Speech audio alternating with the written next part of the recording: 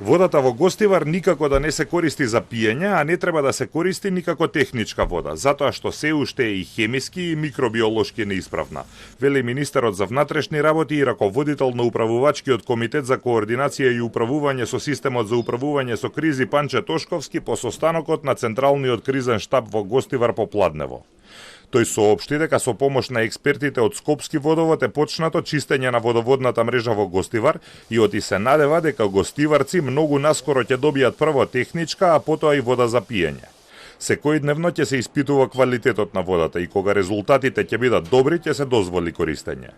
Се надеваме дека до крај на оваа недела или почеток на наредна недела би имале соодветна техничка вода која што би можеле да ја користат граѓаните на општина Гостивар.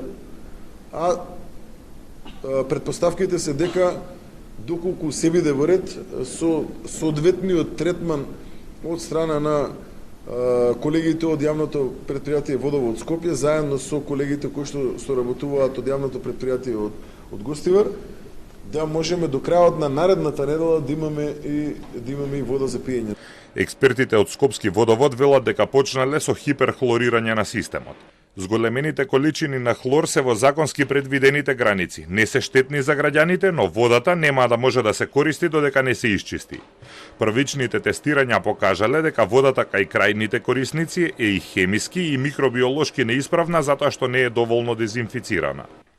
Одговарајќи на новинарско прашање, градоначалникот на Гостивар Валбон Лимани рече дека според неговите информации од комуналното предпријатие, водата во Гостивар се тестирала најмалку еднаш неделно. Резултатите од Центарот за јавно здравје Тетово покажувале дека водата е добра за користење пред да се појави епидемијата. Потоа се утврди дека не била добра. Тошковски уверува дека ќе има одговорност за сите за кои што ќе се утврди.